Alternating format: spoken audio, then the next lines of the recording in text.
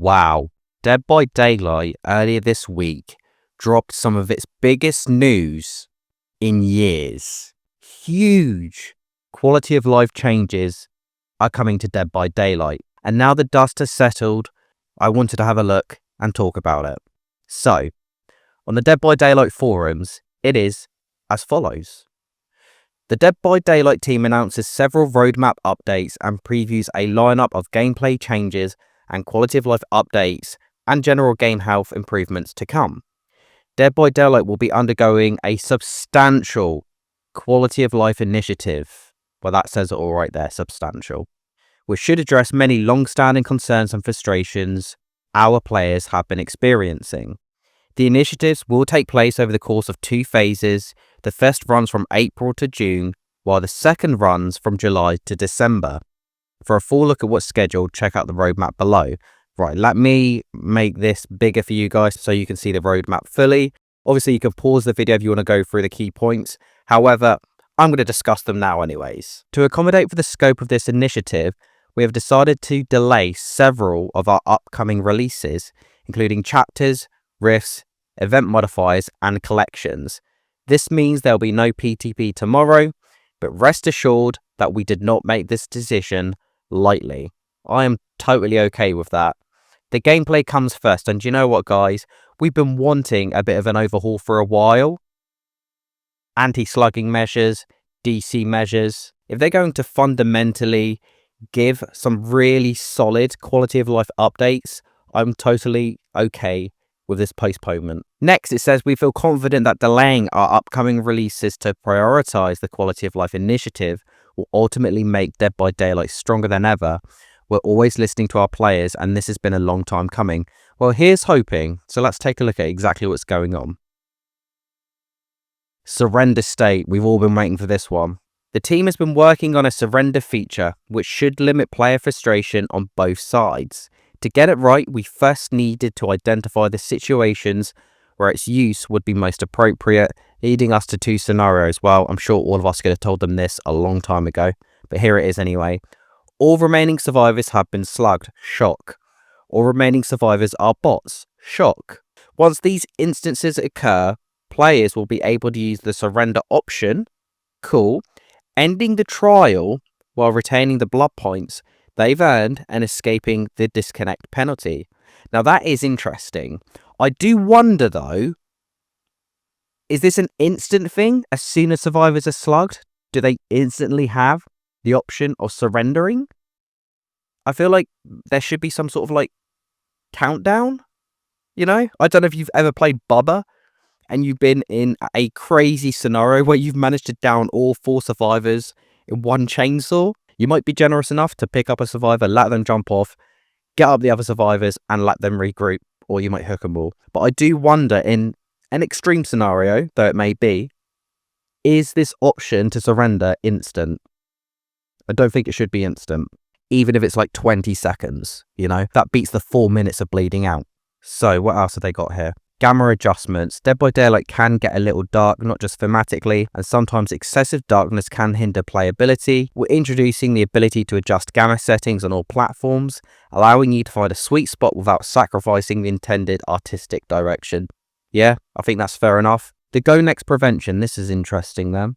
This expression refers to instances where a survivor deliberately does everything in their power to quickly go to their next game, including walking up to the killer and standing still, running to a hook and repeatedly pointing at it, or, most commonly, intentionally failing skill checks while on hook. To disincentivize this and properly penalize this behavior, we'll be implementing measures that will help us identify when a player is attempting to go next. Once identified, they'll receive a disconnection penalty point and lose an entire grade.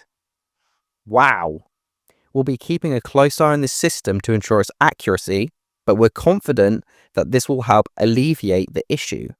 On the other hand, we'd like to reward players who stick it out through these challenges, even when things take a dire turn. We'll be moving forward with a new emblem-based multiplier that grants additional blood points during your following match, with the bonus stacking over consecutive trials.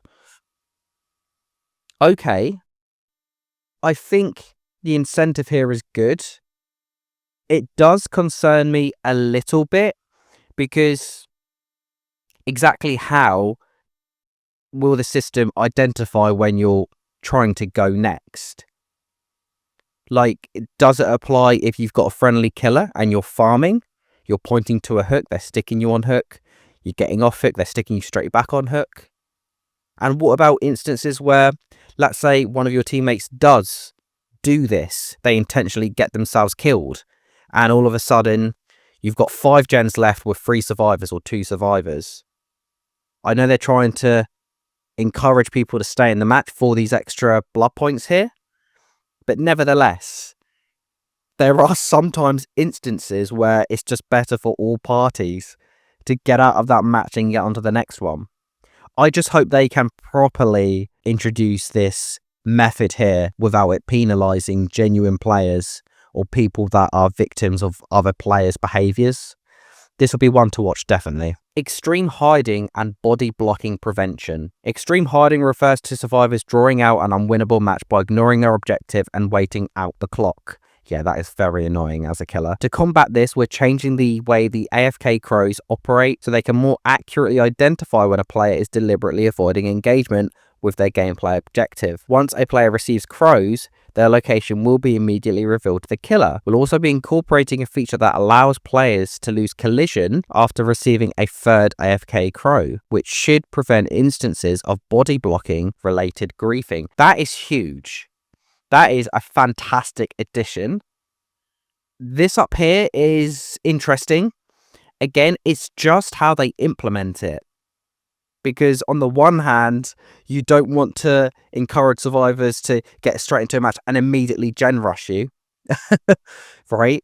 But on the other hand, and I think this is more so what it's referring to, when you wipe out 3 of the survivors and you've got 2 left, and they've got 2 Jennies remaining, and they know the game is over, and yeah, instead of doing the gens, they just hide around the map or mess around on the map and just completely avoid the killer, and it drags out the match unnecessarily. I think that's specifically what this is referring to, but it doesn't mention that this only kicks in when there's a couple of survivors left. This, from what I'm reading, could work from the beginning of the match, right? So none of the survivors are doing the generators, but for how long? How long do the survivors have to go without doing any generators or any of their objectives? But let's be honest, the main objective is the generators. So that'd be interesting to see sort of how that manifests. Map offerings. We recognise that map offerings are a bit divisive. Well, surely that's the point. Some players enjoy them, while others feel they can grant an unfair advantage. The fact that they automatically bypass both the map and round repetition system can also add to that frustration. Moving forward, map offerings will no longer guarantee the appearance of a given map. No, my beautiful RPD. But rather increase its chance by 20%. Note that they will not stack. We're also looking to make it so map offerings, as well as several other types of offerings, will remain a secret during load-in. That way, your decision to remain in the match will not be swayed by external factors. I don't think it makes a difference whether I can see the map someone's brought or not. I don't know how I feel about that, to be honest with you. Yeah, I'm not sure. I don't think I've got a problem with map offerings no longer guaranteeing the appearance of a given map, but 20% feels so low. I feel like it should be more like 35. Give us more of a chance. Otherwise, you're just removing the incentive to bring a map offerings, which, if that's the way they're going with DBD, just remove them altogether then. Just don't give us any more map offerings. Yeah, I'm not sure about that one personally. Spawning. Survivor spawn placements can have a significant impact on a trial's outcome. An observation that has been repeatedly recognised by our community. It's become clear that survivors are spawning separately, and thereby covering more ground allows them to gain a noticeable advantage in completing their objective. That is true. We're changing the default survivor spawn rules to ensure that each survivor will spawn within 12 meters of one another, on the same floor if applicable. To accommodate for this change, shroud offerings will be adjusted accordingly. Interesting. Okay. We'll see about that then. The only thing with that is, you remember the earlier extreme hiding point they made about not doing objectives. If everyone's spawning in the same location and there's one Jenny next to them and it's a 2-man Jenny, the other 3 survivors linger around them, or, I don't know, teabagging each other, they get crows all of a sudden? Is that what happens? That's interesting. I do like the fact that, you know, they're not going to be spawning survivors spread throughout the map so that they can all just crack on with a Jenny each. I think that's good. But it'd be interesting to know how it works with this new extreme hiding measure.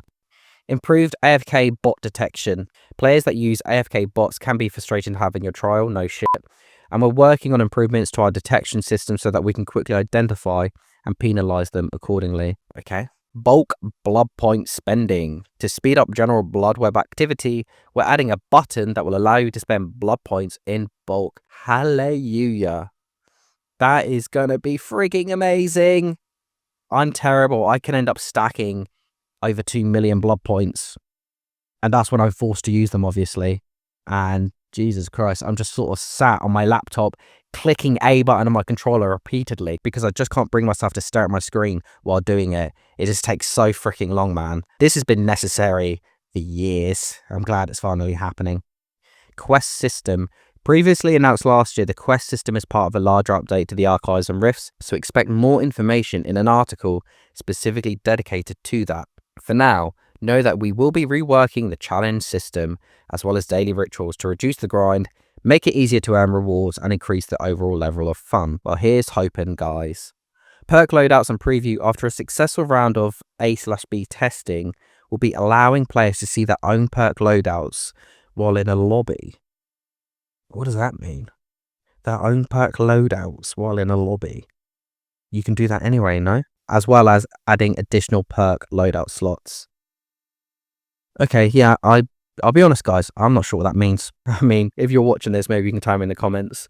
I need a little more context here.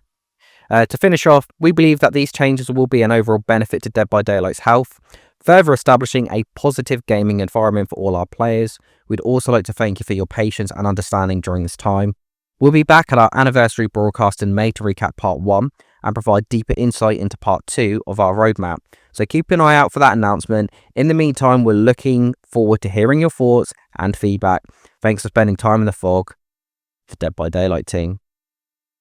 Well, guys, that's it in a nutshell. Here's the roadmap again. Take a look. There's some really fascinating stuff there. Some really, really good stuff. I think the biggest questions a lot of us are going to have is exactly how they're going to implement these things and how it's going to affect our gameplay. I hope there isn't any unfair penalizing to innocent players. I think the hardest things the devs are going to have is ensuring that these new measures implemented into the game are going to work fairly and accurately. What are your guys' thoughts though? Let me know in the comments. Subscribe to the channel if you're new. I'd be really grateful for that. Please leave a like as well, as it really helps the videos and my channel. And as always, guys, I'll see you in the next video.